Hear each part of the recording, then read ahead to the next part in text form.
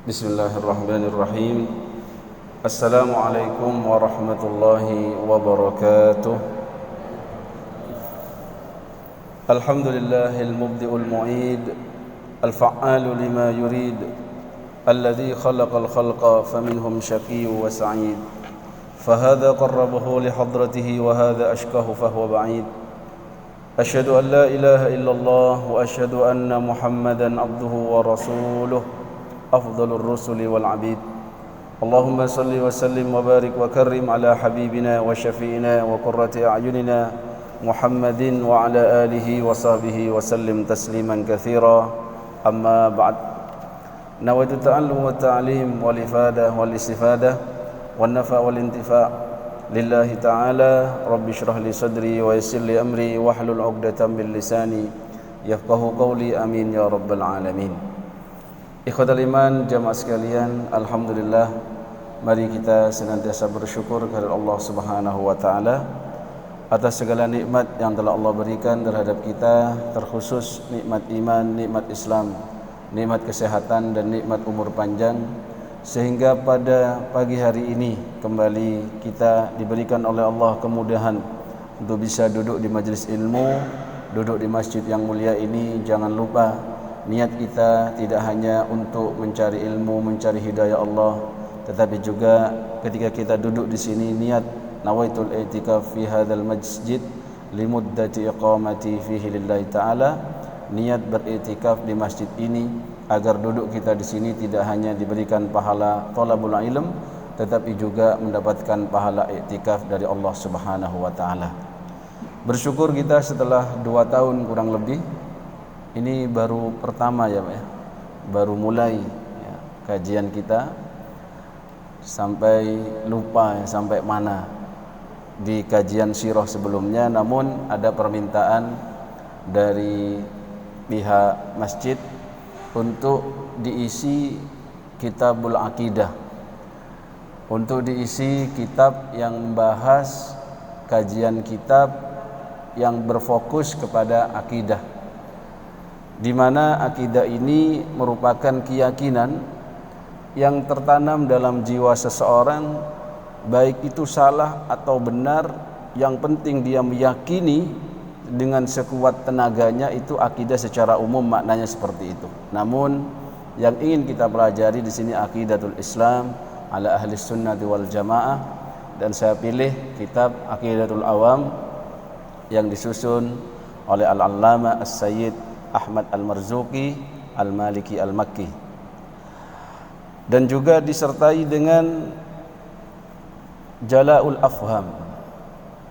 Itu syarah dari Aqidatul Awam, yang mana buku ini ditulis oleh Kiai Al-Ustadz Abi Muhammad Ihya Ulumuddin.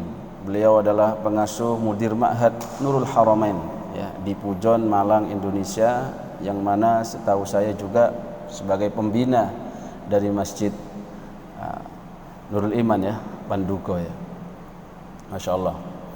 Beliau kumpulkan kitab ini Pak dari semasa beliau belajar bersama As-Sayyid Muhammad bin Alawi bin Abbas Al-Maliki Al-Makki Al-Hasani, Khadimul Ilm Syarif bil Baladil Haram.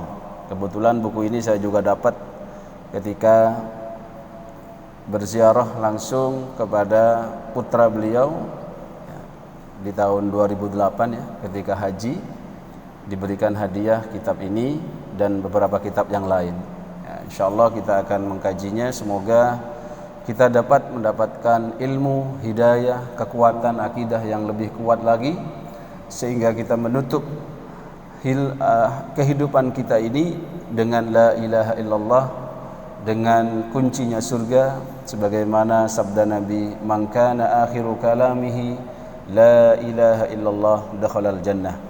Barang siapa orang yang akhir hayatnya ditutup dengan keimanan, dengan la ilaha illallah dakhalal jannah, maka dia akan masuk surga. Semoga kita bagian darinya, amin, Allahumma amin.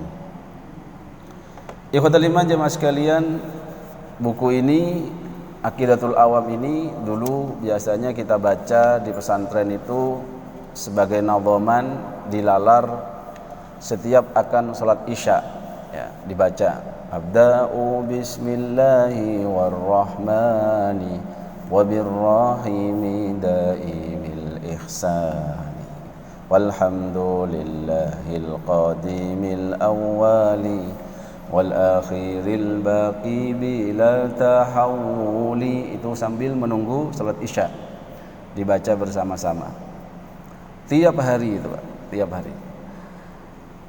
Namun terkadang karena keilmuan kita pada saat itu karena masih kecil ya, belum terlalu mendalam, atau bahkan saya yakin bapak-bapak semuanya di sini, bapak ibu semuanya hafal ini. Wujud qidam baqa mukhalafatul lil hawadisi. Namun mari kita kembali bernostalgia bahasa masranya itu ya, murojaah bahasa keilmuannya, kembali belajar masa-masa dulu kita belajar, dan kita berusaha sekuat tenaga meresapkan ini semuanya dalam sanubari kita, dan dengan harapan husnul khatimah nantinya bertemu dengan Allah Subhanahu wa ta'ala. Dikisahkan bahwasannya kitab ini disusun, atau nazam ini, nazam Aqidatul Awam ini disusun berdasarkan kisah yang unik. Di antaranya adalah As-Sayyid Ahmad Al-Marzuki Al-Maliki Al-Makki ini pernah bermimpi bertemu Rasul sallallahu alaihi wasallam, dan di dalam mimpinya ini beliau diajarkan terkait nazam ini, yaitu abda'u bismillahi warrahmani sampai wasuhuful khalili wal kalimi fiha kalamul hakamil alim. Ya, jadi beliau itu di dalam mimpinya ditalkin atau ditalaki. Lalu setelah bangun dari mimpi ternyata hafal gitu. Hafal apa yang sudah tadi bermimpi bertemu Rasul. Ya. Dan beliau akhirnya di mimpi yang kedua ditanya oleh Rasul gimana ya, terkait kemarin itu nazam itu, dan beliau pun menyempurnakan ya, dari setelah wa kullu ma ata bihir rasulu fahaqquhu taslimu wal qabulu sampai terakhir ya, samaituha aqidatul awami miwajibin fid dini bitamami. Jadi harapannya dengan nazam ini biasanya lebih mudah untuk dihafal ya, sebagaimana kita belajar ilmu nahwu, ada imriti, ada alfiyah, itu semuanya juga dengan nazam ya, mubtadaun zaidun wa adirun khabar in qulta zaidun adirun mani atadar, itu biasanya kita baca setiap pagi ya, itu lalaran namanya Pak. Termasuk ketika guru kita belum datang, misalkan jadwalnya jam 8 ya, beliau belum datang, kita gunakan untuk murojaah bersama. Jadi dalam bentuk nazam itu lebih mudah dihafal dan lebih padat hafalannya gitu ya. Dan ini juga bukan berarti Aqidatul Awam ini dasarnya hanyalah mimpi, tidak. Karena secara hukum mimpi itu tidak bisa dijadikan hujjah. Tetapi yang akan dijadikan dan dijadikan tolak ukur indikator benar atau tidaknya mimpi itu adalah dikembalikan kepada syariat. Misalkan panjenengan bermimpi ketemu orang soleh dalam mimpinya, kamu sudah banyak pahalanya, udah nggak usah sholat subuh lagi, itu nggak bisa dibenarkan. Walaupun mimpi wali songo sekalipun suruh jangan sholat subuh, ini setan Pak. Tapi ketika mimpi itu berisi tentang hal-hal yang baik, dan itu diantaranya adalah karomah dari seseorang ya. Apalagi bersesuaian dengan syariat, tidak melanggar kepada syariat. Ini yang kita jadikan tolak ukur, bukan mimpinya, tetapi syariat Islam. Mana yang benar, mana yang salah dikembalikan kepada Al-Quranul Karim dan kepada sunnah Rasulullah Muhammad sallallahu alaihi wasallam. Oleh karenanya dikatakan ketika beliau ini bermimpi, apa yang dikatakan oleh baginda Nabi sallallahu alaihi wasallam dalam mimpinya, Iqra mandhuma at-tauhid allati man hafidhaha dakhala al-jannah. Baca nazam tauhid yang mana orang yang bisa menghafalnya, apalagi menjaga dalam artian menjaga akidahnya ya, dakhala al-jannah, maka dia akan masuk surga. Wa nalal maqsud min kulli khairin wafaqal kitabi was sunnah, dan mendapatkan maksud utama yang sesuai dengan Al-Quran dan Sunnah. Nah, jadi apa yang ada dalam nazam ini Pak tidak melenceng dari Al-Quran dan Sunnah. Baik, kita nanti bisa pelajari kembali kemudian renungkan, dan kita tidak akan dapatkan di sana dalam nazam dan isi dari esensi dari nazam tauhid ini apa-apa yang membuat kita tersesat atau membuat kita ini jauh dari Allah Subhanahu wa taala. Justru dengan menghafal nazam ini, memahami maknanya, mendalami dan mengamalkannya, menjaganya dalam setiap kehidupan kita sehari-hari untuk tidak jatuh kepada kesyirikan, untuk tidak jatuh kepada kesesatan, dan terus berusaha mendapatkan hidayah Allah, justru itulah yang membuat kita ini mendapatkan hidayah Allah. Walladzina jahadu fina lanahdiyannahum subulana. Orang yang bersungguh-sungguh mencari jalan hidayah Allah, ya maka Allah akan memberikan petunjuknya. Ikhwatal iman, jamaah sekalian, saya bacakan, mungkin pada pertemuan kali ini kita mungkin hanya bisa membahas 3 nazam saja ya, atau mentok-mentoknya 6 ya, 6 lah. Ya, baik. Saya baca terlebih dahulu.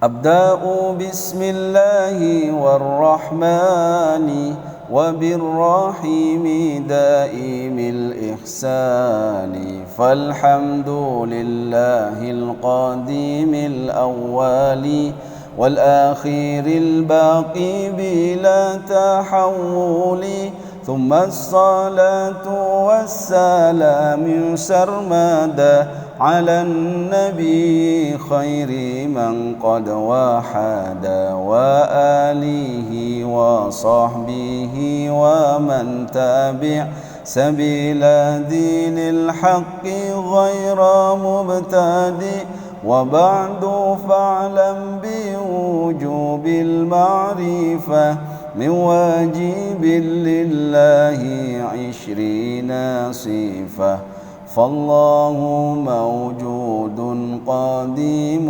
باقي مخالف للخلق بالإطلاق. Sampai situ dulu Pak. Baik, nazam pertama, an-nazim di sini mengawali dengan bismillah.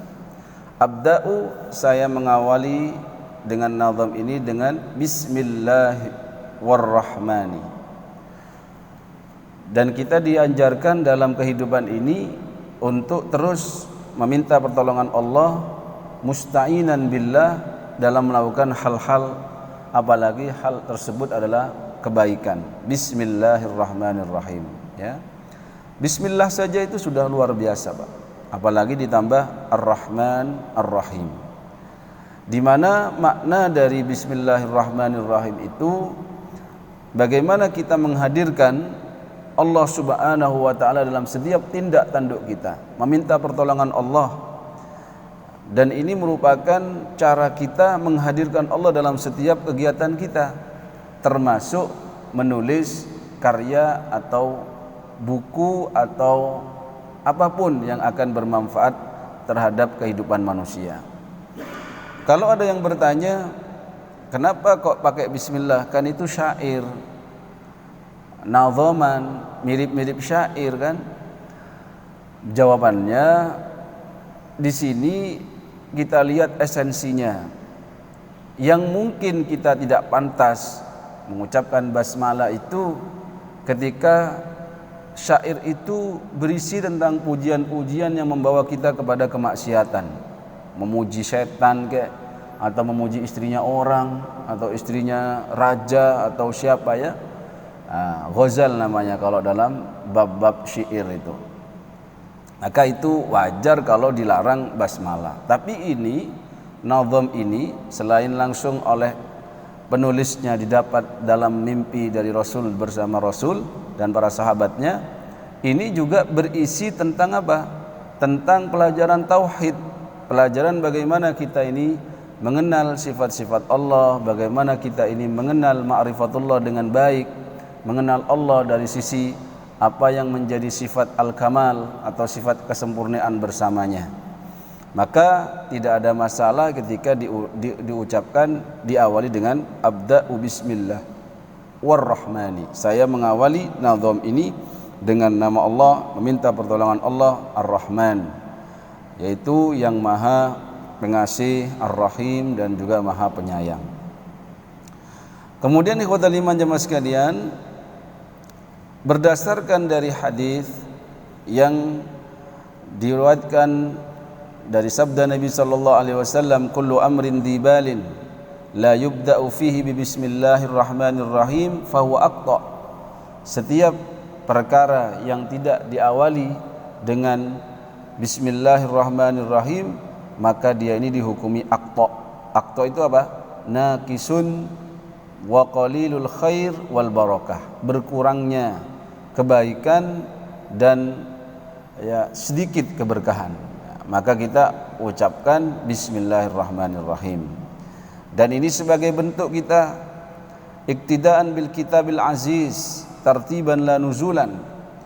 Kita mengikuti terhadap apa yang sudah termaktub dalam Al-Qur'an, di mana setiap surat-surat yang ada itu diawali dengan bismillah, sehingga perbedaan pendapat dalam ulama fikih apakah bismillah itu bagian dari setiap surat atau hanya pemisah antara surat, ya. Yang mana disepakati kalau bismillah itu adalah bagian dari surat An-Naml, gitu ya. Kemudian ada juga pembahasan kalau dalam urusan bismillah apakah juga merupakan bagian dari surat Al-Fatihah atau bukan, itu juga perbedaan ulama. Dan juga bismillah ini ya tidak boleh juga dibaca dalam awal surat At-Taubah, karena di At-Taubah itu mengandung beberapa hal-hal yang bersifat jihad, peperangan dan lain sebagainya. Sedang Ar-Rahman Ar-Rahim ini tidak demikian. Ar-Rahman Ar-Rahim, penyayang, pengasih.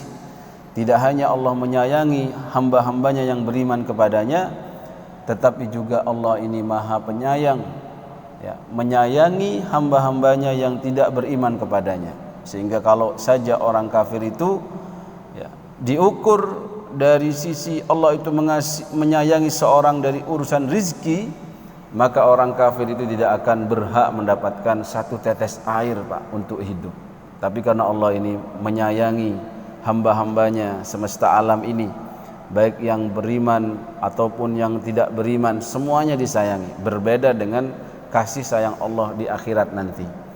Maka maha adil Allah akan memberikan ganjaran surga bagi mereka yang beriman sampai mati, dan memberikan ganjaran berupa siksa, yaitu azabnya di neraka bagi mereka yang meninggal dalam kondisi kafir atau tidak beriman kepada Allah. Na'udzubillahi min dzalik. Semoga kita dijaga oleh Allah Subhanahu wa taala.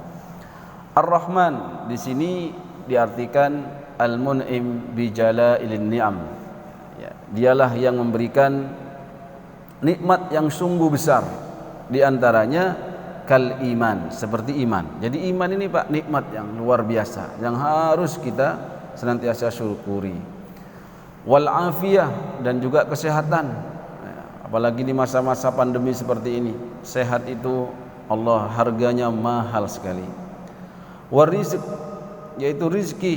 Dan rizki jangan hanya diartikan uang saja, tetapi bisa bersilaturahim, bisa beribadah dengan baik, itu adalah rizki. Wassam, yaitu pendengaran. Wal basar, penglihatan, di mana ini mahal sekali. Orang itu mau melihat itu luar biasa, butuh biaya jikalau dia itu buta. Wabir rahim, ar-rahim juga al-mun'im bidaqa'iq an-ni'am. Kalau tadi secara global nikmat yang besar-besar, ya, al-mun'im bidaqa'in ni'am ini, ar-rahim ini yang lebih khusus lagi. di mana dalam iman itu bertingkat-tingkat. Ada orang yang diberikan tingkatan iman itu sangat dalam.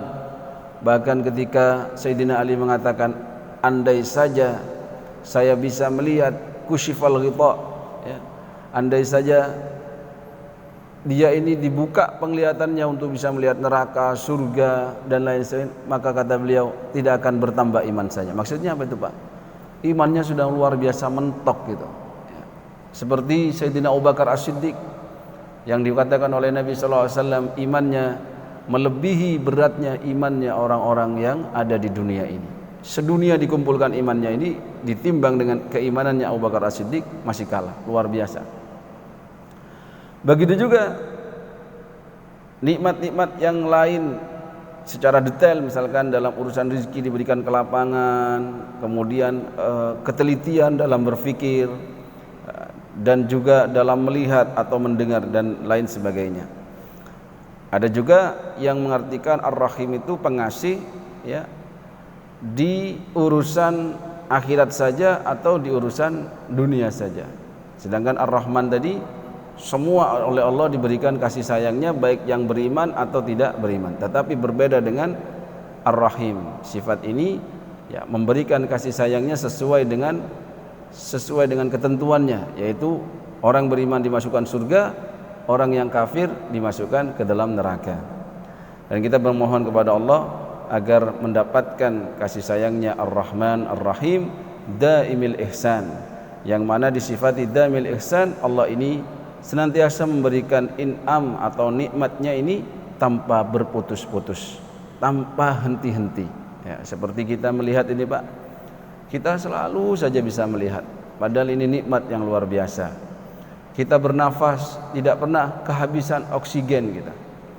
Atau kita ini ketika kita ini jantung kita berdetak, ini tidak pernah berhenti. Kalau berhenti sudah selesai, mati sudah. Tetapi Allah Subhanahu wa taala terus memberikan nikmat ini, walaupun terkadang kita ini muqassir. Muqassir itu apa? Teledor atau lalai untuk tidak mensyukuri nikmat Allah. Maka sering-sering kita mengucapkan alhamdulillah dan niatkan setiap ibadah yang kita lakukan ini sebagai bentuk rasa syukur kita kepada Allah Subhanahu wa taala, sehingga kita akan mendapatkan kesyukuran yang luar biasa sebagaimana janjinya, la in syakartum la azidannakum wa la in kafartum inna azabi lasyadid. Barang siapa engkau wahai hamba Allah yang pandai mensyukuri nikmat Allah, maka Allah akan senantiasa tambahkan nikmatnya, dan tatkala engkau mengkufuri nikmat Allah, ketahuilah bahwasannya siksanya cukuplah pedih. Abda'u bismillahi warrahmani wabirrahimi daimil ihsani. Kemudian abyat yang kedua, setelah kita masuk pada bait yang pertama, bait yang kedua, falhamdulillahil qadimil awwali wal akhiril baqi bila tahawuli. Falhamdulillah, maka segala puji, ats-tsana lillah, hanya milik Allah. Al-Qadim, yang maha qadim. Al-Awwal, Al-Qadim itu al-mawjud alladzi laisa liwujudihi ibtida, wal mawjud alladzi lam yazal. Al-Awwal, yang maha awal, wal akhir al-baqi bila tahawulin. Saya terjemahkan dulu secara letterlek. Falhamdulillah, maka segala puji itu bagi Allah, hanya milik Allah. Al-Qadim, zat yang keberadaannya ini laisa liwujudil ibtida, tidak ada awalnya, wal mawjud alladzi lam yazal, dan senantiasa ada. Al-Qadim ini lawannya makhluk. Al-Awwal, yaitu zat yang kewujudannya atau keberadaannya itu qabla kulli syai'in bila bidayah, ya, yaitu sebelum adanya apapun, bila bidayah, tanpa adanya permulaan. Wal akhir, maknanya ba'da kulli syai'in bila nihayah, setelah semua ini hancur, semua tiada, Allah itu ada bila nihayah, tanpa ada batas. Al-Baqi, yaitu senantiasa abadi, ad-daim alladzi la yazul, bila tahawulin, bila taghayyurin, tanpa adanya perubahan atau kehancuran atau kerusakan. Beda dengan makhluk. Jadi kalau makhluk itu Pak, kalau dunia makhluk itu tidak pernah abadi. Kalau tidak hilang maka dia akan rusak. Ya. Mobil, rumah, ya kalau nggak hilang dijual atau dicuri orang, ya rusak. Istri, anak, istri itu ya bisa hilang, diambil orang atau mati duluan ya. Begitu juga terkadang rusak. Dulu waktu kita nikahi cantik sekali, lama-lama keriput, merotol, mati. Ini gitu Pak. Itu dunia. Beda dengan Allah Subhanahu wa taala Sang Khalik. Jadi al-awwal, al-akhir, al-baqi bila tahawulin. Kemudian dari sisi apa? Dari sisi yang lain, kenapa An-Nazim di sini memulai juga dengan basmalah dan hamdalah? Karena juga dalam rangka mengamalkan sabda Rasul sallallahu alaihi wasallam, kullu amrin dibalin la yubda fihi bilhamdalah bilhamdi lillah fahu aqta. Sesuatu yang dimulai tanpa diawali dengan alhamdulillah maka kurang keberkahannya. Aqta, ya, qalilul barakah, naqisul barakah, sama dengan tadi. Maka kita ketika sambutan, ketika ngapain begitu, melaksanakan hal-hal persuatu, kalau ingin keberkahannya itu banyak, dimulailah dengan bismillah walhamdulillah ya. Termasuk saya dulu akad itu ketika qabiltu nikah, saya awali juga alhamdulillah wassalatu wassalamu ala rasulillah ya, bismillah walhamdulillah wassalatu wassalamu ala rasulillah qabiltu nikah. Nah, itu arahan dari Imam Ghazali di dalam kitab Ihya Ulumuddin ya. Tapi jangan panjang-panjang, jangan baca sholawat yang panjang, nanti gak sah-sah qabiltunya Pak ya. Singkat aja.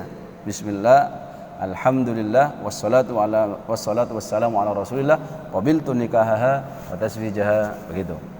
Sampai ke sana Pak. Ya, tapi yang umum di Indonesia enggak pakai begitu, langsung qabiltu nikah. Berhubung saya waktu nikah itu sama mertua disuruh baca Ihya Ulumuddin dulu gitu sebelum akad. Nah, berarti saya sepertinya punya indikasi disuruh seperti itu gitu loh. Ya sudah, saya niru saja sebagai mengikuti apa yang dianjurkan oleh Imam Ghazali dalam Ihya itu, yang ternyata juga ada dasar dari apa? Dari al-hadis dan juga dari sunnah Rasulullah dan juga dari Al-Qur'anul Karim. Kemudian juga disusul dengan thummas salatu wassalamu sarmada ala nabi khairi man qad wahada wa alihi wa sahbihi wa man tabi' sabila dinil haqqi ghaira mubtadi. Kemudian thummas salatu, as-salah yaitu doa bi khair ya, di mana salawat ini wassalam dan keselamatan ini sarbada selamanya, semoga senantiasa ala nabi, diberikan kepada nabi khairi man qad wahada. Ini keterangan dari nabi itu sendiri. Saya jelaskan terkait as-salatu wassalam. Ini bersolawat kepada nabi ini adalah pahala, dan Allah sudah memerintahkan kepada kita, innallaha wa malaikatahu yusalluna 'alan nabi ya ayyuhalladzina amanu sallu 'alaihi wa sallimu taslima. Sesungguhnya Allah dan para malaikatnya ya, bersolawat kepada nabi, wahai orang-orang yang beriman, bersolawatlah kalian kepada nabi. Jangan terpengaruh dengan syubhat yang mengatakan begini, kamu itu nabimu gak selamat dah, kok tiap hari didoakan keselamatan gitu Pak. Loh, nabi itu maksum, nabi itu dijaga oleh Allah, nabi itu setiap ada apa-apa langsung diberikan petunjuk ya. Sehingga sholawat kepadanya itu bukan berarti dia tidak selamat. Tapi ketika kita mengikuti sabda nabi yang lain, Ya, man shalla alayya salatan sallallahu alaihi biha asyran. Orang yang berselawat kepadaku, kata Nabi, dengan satu salawat saja, maka Allah akan memberikan salawat kepadanya, ya, mendapatkan 10 kali lipat. Ya, itu sebenarnya keberuntungan. Ya, pahami itu sebagai apa? Satu, bersalawat itu adalah perintah sebagaimana ayat tadi yang sudah dibacakan. Yang kedua itu adalah sebagai ibadah, karena kita kalau baca satu dapat 10, kan lumayan. Kemudian juga maknai bahwanya bersolawat itu adalah sebagai bentuk kecintaan kita kepada baginda Nabi besar Muhammad SAW, dan juga sebagai tuntunan, ya, kalau memulai apa-apa itu juga dengan solawat, ya. Sampai-sampai kalau kita mau doa itu juga baca bismillah, alhamdulillah, memuji kepada Allah, lalu bersolawat kepadanya, lalu baru kita meminta. Ini bagian dari adab, ya. Sampai-sampai dikatakan oleh Imam Syafi'i rahimahullah ta'ala, uhibbu an yuqaddimal mar' baina yaday khutbatihi wa kullu amrin talabah. Sebaiknya sebagai seseorang ketika dia ini mengawali khutbahnya atau dia ingin meminta sesuatu kepada Allah, hendaknya diawali apa? Hamidallah ta'ala wa thana alaihi subhanahu wa ta'ala, memuji dulu kepada Allah, termasuk dengan bismillah tadi, wassalatu ala rasulillahi sallallahu alaihi wasallam, dan bersolawat kepada Rasulullah, baru kita meminta, termasuk khutbah. Dan khutbah Jumat juga menjadi rukun, ya Pak, ya. Alhamdulillah, solawat itu menjadi rukun. Ikhwatal iman jemaah sekalian, tsumma sholatu wassalamu sarmada. Kita bahas bagaimana makna dari solawatnya Allah kepada Nabi. Ya. Inna sholata minallah rahmah. Solawatnya Allah kepada Nabi Muhammad itu adalah rahmat beliau, dan semua orang butuh rahmatnya Allah, walaupun itu Nabi. Wa minal abdi doa, dari kita ini sebagai doa kepada beliau. Wa minal malaikati istighfar, dan salawatnya malaikat kepadanya adalah sebagai permintaan ampunan, agar Allah senantiasa memberikan ampunan kepada Rasulullah Muhammad sallallahu alaihi wasallam, dan itu sudah terjadi, ya. Ghufira ma taqaddama min dhanbi wa ma ta'akhkhar. Jadi Nabi ini diampuni dosa-dosanya, Pak. Tapi Masya Allahnya, walaupun diampuni oleh Allah dosa-dosanya, maksum dari dosa-dosa, tapi beliau tetap beristighfar, bertaubat setiap harinya 70 marrah, 70 kali. Bahkan dalam riwayat lain, mi'ata marrah, 100 kali. Nah, cerminannya kita ini, yang dosanya bolak-balik, kadang diem saja bikin istri jengkel, pulang telat juga istri jengkel, nafkah nggak lancar dan lain sebagainya, harus lebih banyak sebenarnya istighfarnya, astagfirullah, astagfirullah, astagfirullah, dan bertobatnya.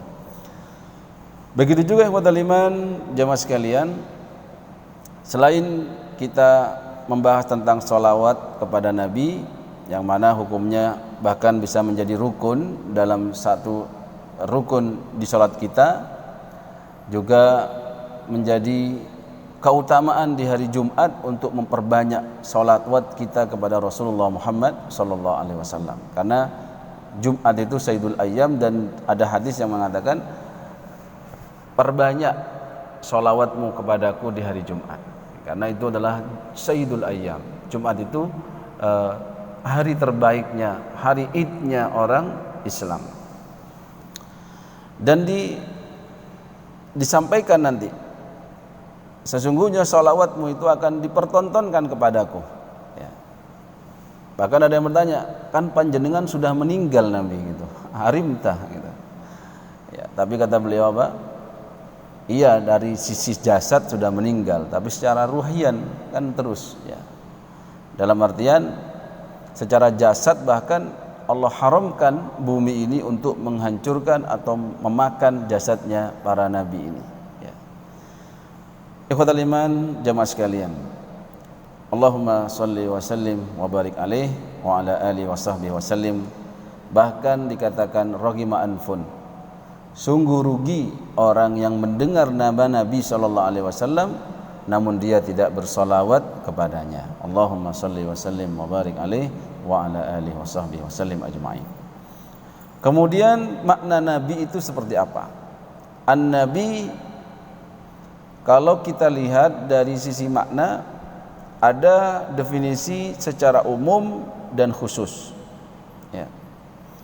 Yang pertama, nabi artinya adalah seorang laki-laki yang merdeka. Jadi nabi itu Pak, laki-laki. Makanya laki-laki ini punya keutamaan. Di antaranya memimpin, ar-rijalu qawwamun 'alan nisa. Dan nabi itu juga jenis kelaminnya laki-laki. Kalau ada perbedaan, bagaimana dengan Sayyidina Maryam? Apakah dia nabi atau berarti bukan nabi. Tapi bisa jadi beliau ini waliullah. Ya, beliau waliullah, walinya Allah. Dan kita orang beriman ini termasuk walinya Allah. Ya.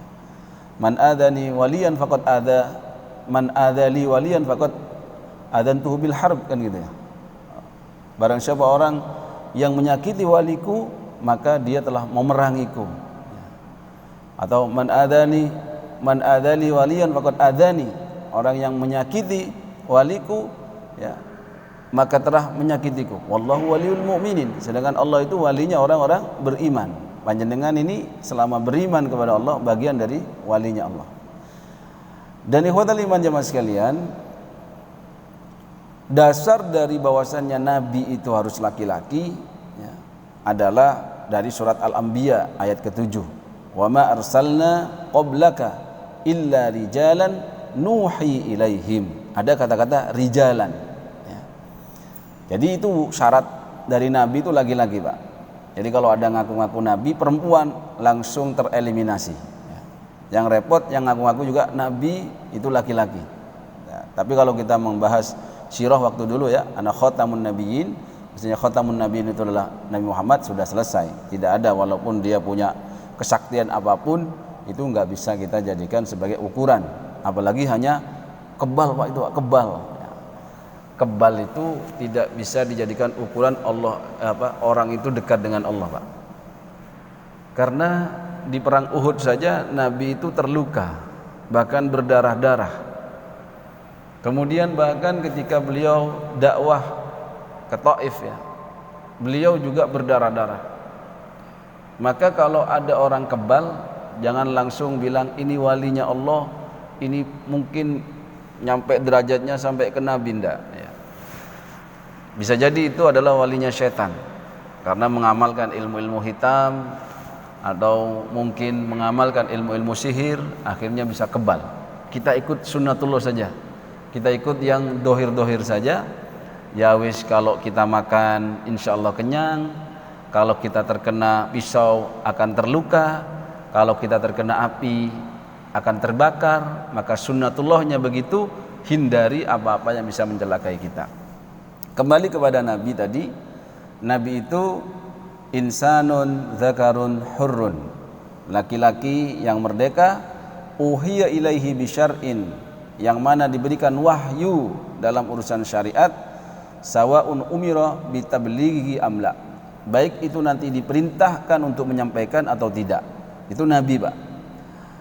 Fa in umira bidzalika farasulun aidan, ketika dia diberikan syariat, diberikan wahyu, lalu diperintahkan untuk menyampaikan syariat itu, maka dia adalah Rasul, termasuk Nabi dan Rasul ya. Nuh alaihissalam, kemudian Musa alaihissalam, Nabi Isa alaihissalam ya.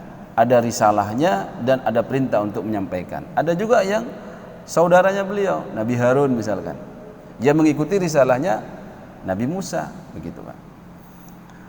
Fan nabiyyu a'am minar rasul. Jadi istilah nabi itu lebih umum dibandingkan istilah rasul ya.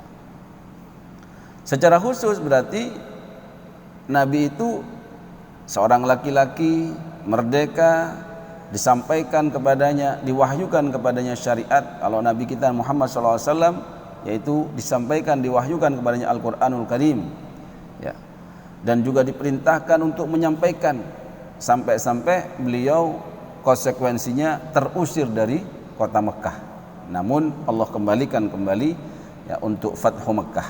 Nah, ini secara bahasa Nabiyun itu ma'khudun minan nubuwah, yaitu tempat yang tinggi, ya.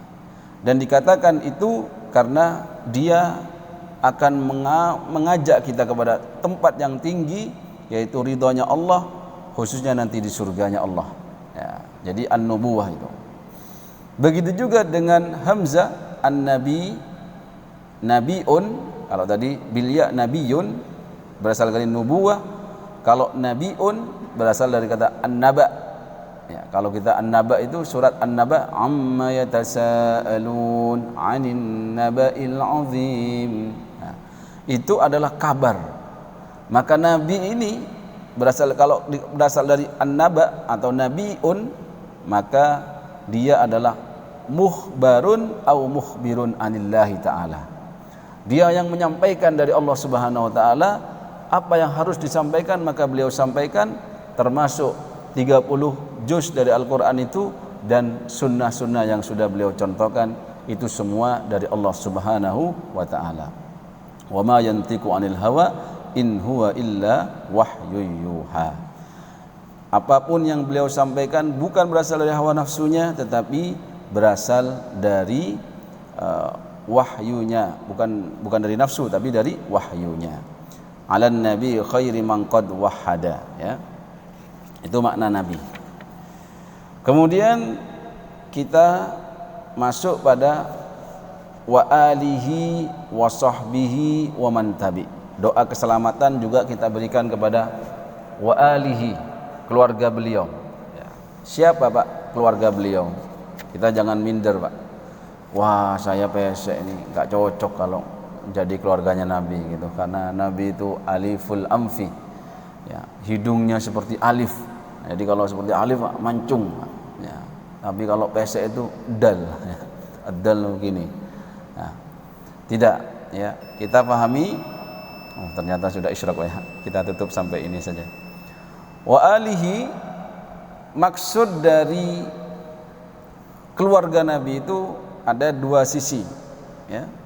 Yang pertama berdasarkan hadis dari Nabi SAW, ya. Kullu mu'minin taqi, ya. Orang yang beriman yang bertakwa itu digolongkan ali Muhammad, ya. Bukan al secara nasab, ya Pak, ya, secara definisi. Hal tersebut ada berdasarkan dari apa yang disampaikan dari Anas bin Malik radhiyallahu anhu.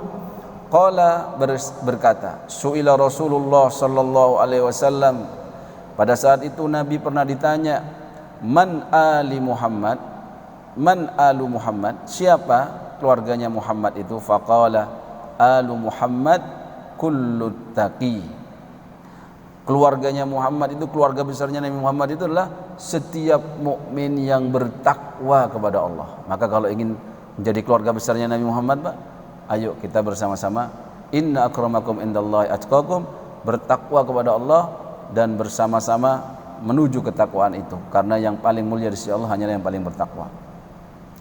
Sedangkan dalam urusan nasab, di mana nanti konsekuensinya itu al Muhammad itu tidak boleh menerima zakat, Pak. Nabi Muhammad itu dan keluarganya diharamkan untuk menerima zakat. Zakat itu kan kotoran, maka panjenengan jangan suka-suka kalau dapat zakat. Kalau bisa itu menjadi muzakki, jangan menjadi mustahik zakat. Secara nasab alu Muhammad itu dikatakan Imam Malik rahimallahu taala, hum banu Hashim faqat, yang dari keturunan Bani Hashim.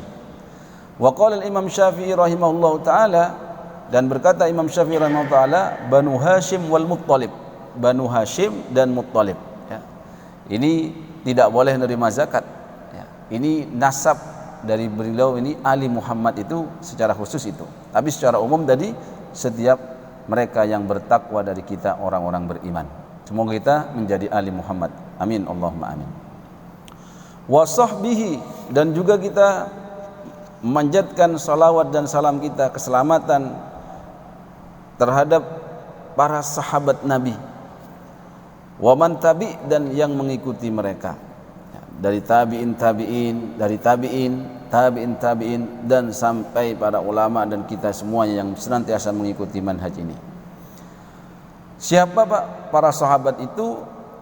Sahbun itu ya jamak dari sahib. Ya. Sahabiyun adalah manijtama'a bihi sallallahu alaihi wasallam ba'da risalah mu'minan wa mata ala imani. Orang yang bertemu dengan Nabi setelah beliau diangkat menjadi Nabi, kemudian apa? Lalu dia ini meninggal dunia dalam keimanan. Karena bisa jadi Pak ketemu sama Nabi tiap hari tapi kerjanya menentang Rasul, seperti Abu Lahab, Abu Jahal gitu ya. Itu bukan sahabat. Jadi sahabat Nabi itu dikatakan suhbah itu karena sering bersama beliau. Makanya ada juga tabi'in ya, yang andai saja beliau ini bertemu dengan Nabi di masa hidupnya, maka dia akan tergolong sahabat, yaitu Uwais Al-Qarni, di mana Nabi pernah mengirimkan salam kepadanya walaupun dia ini belum pernah bertemu dengan Nabi. Ini sebuah karomah juga Pak. Nabi kirim salam sama seseorang yang belum pernah bertemu, padahal nggak ada telepon, nggak ada WA, nggak ada video callan pada saat itu. Sampai-sampai kalau kamu bertemu dengan hamba Allah ini, Uwais Al-Qarni ini, minta doa darinya. Itu kisahnya panjang sekali. Akhirnya bertemu di masa siapa? Sayyidina Umar bin Khattab ketika beliau ikut berhaji. Kenapa kok gak sempat bertemu dengan Nabi? Karena beliau disibukkan dengan mengabdi kepada umminya, berbirrul walidain terhadap umminya yang tidak bisa ditinggal. Masya Allah itu Pak ya. Uwais Al-Qarni itu kalau dengar kisahnya bikin kita nangis, bikin kita merasa betapa lalainya kita dalam berbakti kepada orang tua, terkhusus ibu kita. Jadi siapapun yang bertemu dengan Nabi, bersama beliau, lalu melihat wajahnya, ya, bahkan mereka para sahabat itu ada yang memeluknya, bersalaman dengan dia, bercium tangannya, ya, maka mereka adalah para sahabat Nabi dengan syarat mati dalam keadaan iman, apalagi mati syahid Pak. Semua kita diberikan oleh Allah kesempatan untuk melihat kepada Nabi besar Muhammad SAW walaupun dalam mimpi sebelum kita mati. Allahumma amin. Karena setan itu tidak bisa merubah dirinya menjadi nabi gitu dalam mimpi itu Pak. Kalau jadi artis bisa dia. Jadi kalau kedatangan artis mana itu jangan senang ya, biasa aja. Justru kalau sampai mimpi basah dengan apa-apa seperti itu bukti kalau benteng kita itu tidak kuat ya. Mungkin kebanyakan maksiat atau kebanyakan lihat yang haram dan lain sebagainya. Ghairu mubtadi, al-mubtadi man kharaja anil haq. Yani di sini kita doakan juga keselamatan kepada waman tabi, yang mengikuti sabila dinil haq, yaitu yang mengikuti jalan agama Islam ini. Ghairu mubtadi, bukan ahli bid'ah yang keluar dari Islam, yang bukan yang yaitu orang-orang yang mengada-ngadakan perkara-perkara baru yang tidak ada dasar secara dari Al-Quran dan Sunnah, baik itu secara umum atau secara khusus. Yaitu diartikan di sini ma uhditha ala khilafi amri syari', yang diada-adakan, yang mana itu hal tersebut ya diada-adakan dan melenceng dari Al-Quran dan Sunnah dan syariat Islam yang bersumber dari Al-Quran, Sunnah, Ijma' dan Qiyas. Karena waktunya sudah terbatas, semoga ini bisa bermanfaat untuk kita. Semoga nantinya ada umur panjang, kesehatan, dan kita bisa lanjutkan pada pertemuan yang akan datang. Mohon maaf belum bisa masuk pada materi, masih pada pembukaan ya. Dan ini semoga memberikan kita semangat kembali untuk terus mendalami ilmu Allah, termasuk memperkuat akidah kita menjadi orang-orang yang berakidah benar, bermanhaj ahli sunnah wal jamaah, dan bertemu dengan Rasulullah sallallahu alaihi wasallam. Mohon maaf atas segala kekurangan. Terima kasih atas perhatian. Subhanakallahumma wa bihamdika asyhadu an la ilaha illa anta nastaghfiruka wa natubu ilaik. Wassalamualaikum warahmatullahi wabarakatuh. Ada pertanyaan Pak? Kalau ada pertanyaan monggo. Kalau tidak ada sampun nggih.